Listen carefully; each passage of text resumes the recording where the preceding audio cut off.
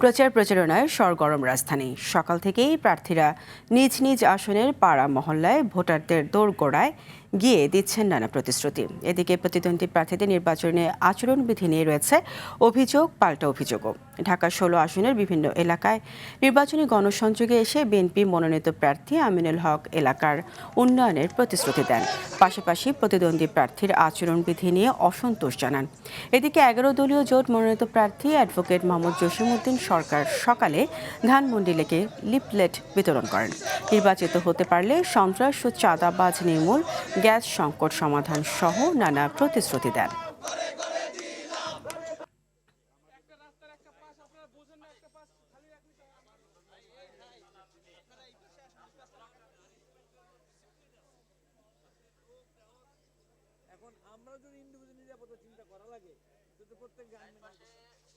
তিনি একজন সাধারণ ভোটার, তিনি সরাসরি অভিযোগ করলেন যে ভাই আমাকে ফোন করে বলা হয়েছে যদি তাদের মার্কায় ভোট দিতেন আমাকে 6,000 টাকা দেওয়া হবে, এবং সেটার ভিডিও রেকর্ডিংও আছে আমাদের কাছে। এই বিষয়গুলি জনগণ ব্যালটের মাধ্যমে রায় দেবে ইনশাআল্লাহ। কারা আইন শৃঙ্খলার প্রতি তোয়াক্কা করে নাই, কারা মেনেছে অনুগত থাকা মানে দুর্বলতা নয়। এতে আমাদের সাধারণ মানুষ অংশ বলে যে ভাই। দর্শক, খিলগাঁও ঢাকা 9 আসন থেকে সরাসরি যুক্ত হচ্ছেন সহকর্মী সাকিবুর রহমান। সাকিব, নির্বাচনী গণসংযোগে এখানে কোন প্রার্থী প্রচারে আছেন, এছাড়া উনি ভোটারদের কি কি প্রতিশ্রুতি দিচ্ছেন জানাবেন।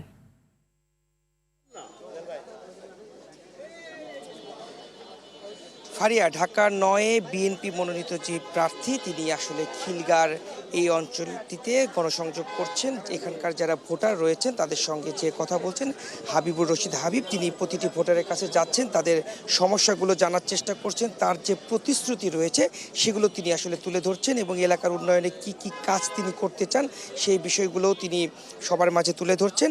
আমরা একটু তার মুখ থেকে জানবো, আপনি কি কোনো একটা বিষয় ঠিক করতে পেরেছেন কিনা নির্বাচিত হতে পারলে যে কাজটি সবার আগে করতে চান? ধন্যবাদ আপনাকে। এই কথায় যদি উত্তর দিতে হয় তাহলে সেটা হচ্ছে যে ঢাকা 9 হচ্ছে অবহেলিত একটা জনপদ এবং আমরা নাগরিক সুবিধা থেকে বঞ্চিত।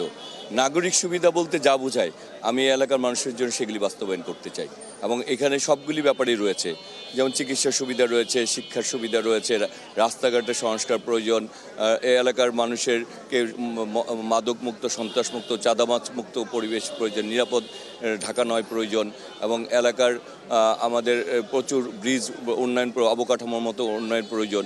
আমরা আসলে এই এলাকা গড়ে তুলতে চাই। আর এই এলাকার যেহেতু আমি সন্তান, দীর্ঘ 38 বছর যাবৎ এই এলাকার রাজনীতির সাথে সম্পৃক্ত এবং আমি ব্যক্তিগতভাবে প্রায় জন্মের পর থেকে এই এলাকায় থাকি। সুতরাং এই এলাকার মানুষের কষ্টেরগুলি আমার নিজের কষ্ট। এই এলাকার মানুষের কষ্ট লাঘব হওয়া মানে আমার আসলে যেটি শুনছিলেন যে উনি আসলে কয়েকটি বিষয়কে নির্ধারণ করেছেন, নির্বাচিত হতে পারলে সেই কাজগুলোই আসলে সবার প্রথম করতে চায়। তো এই ছিল ঢাকা 9 আসন থেকে আমার কাছে সর্বশেষ। ফারিয়া। সাকিব, আপনাকে ধন্যবাদ। প্রচার প্রচারণার খবর জানাতে রাজধানীর মিরপুরের ঢাকা 16 আসন এলাকা থেকে জানাচ্ছেন সহকর্মী দীপ্ত চন্দ্রপাল। দীপ্ত, প্রার্থীরা তো প্রায় সপ্তাহখানেক ধরে প্রচারণা চালাচ্ছেন। লেভেল প্লেইং ফিল্ড ঠিক থাকছে কিনা, তারা কি বলছেন? ফারি, আপনি যেমনটি বলছিলেন প্রচার প্রচারণা কিন্তু সরগরম রাজধানীর বিভিন্ন অলিগলি, রাস্তাঘাট, কারণ আপনি জানেন 12ই ফেব্রুয়ারি নির্বাচন এবং নির্বাচনকে কেন্দ্র করেই ঢাকা 16 আসনে সকাল থেকেই প্রার্থী বিএনপির যে মনোনীত প্রার্থী আমিনুল হক তিনি কিন্তু তার প্রচার করছেন এবং আমরা দেখেছি মিরপুর 12-র যে পবলক রয়েছে সেখানে কিন্তু তিনি নির্বাচন করছে, নির্বাচনী প্রচারণা তিনি করছেন এবং আমরা যেটি তার সঙ্গে কথা বলেছি তারা লেভেল প্লেইং ফিল্ড নিয়ে কিন্তু আশার বাণী শোনালেও তিনি যেটি অভিযোগ করছেন যে তার যে প্রতিদ্বন্দ্বী প্রার্থী রয়েছে তারা কিন্তু বাড়িতে বাড়িতে গিয়ে ভোটার আইডি কার্ড এবং বিকাশ নাম্বার চাচ্ছেন এবং সেই বিষয়গুলোতে আচরণবিধি লঙ্ঘন হয়েছে এমন অভিযোগ করে তিনি কিন্তু নির্বাচন কমিশনকে ইতিমধ্যে কিন্তু তিনি অভিযোগ দিয়েছেন। আমাদের সামনে রয়েছেন সেই প্রার্থী রয়েছেন, আমরা একটু কথা বলার চেষ্টা করি। আমরা একটু লাইভে আছি, বলবেন যে আপনি নির্বাচিত হলে কোন বিষয়টিকে সর্বপ্রথম গুরুত্ব দিয়ে সমাধানের চেষ্টা করবেন? আমি যে এলাকাটিতে এখন অবস্থান করছি, সপ্তম দিনের মতো আজকে আমার সাথে আমাদের নেতাকর্মীদের পাশাপাশি এই এলাকার যারা মুরব্বিয়ান রয়েছেন, সাধারণ নাগরিক রয়েছেন, তারাও আমার সাথে অংশগ্রহণ করেছে এবং এই এলাকার সবার আগে আল্লাহ যদি আমাকে নির্বাচিত করে আমি এই এলাকায় স্থায়ীভাবে পুনর্বাসনের ব্যবস্থা করব ইনশাআল্লাহ। একটি অভিযোগ ছিল, সেটি নির্বাচন কমিশনকে জানিয়েছেন কিনা এবং তারা কোনো পদক্ষেপ নিয়েছে? আমি ইতিমধ্যে সেই অভিযোগের সে প্রমাণাদি সেটা আমি হাতে নিয়েছি।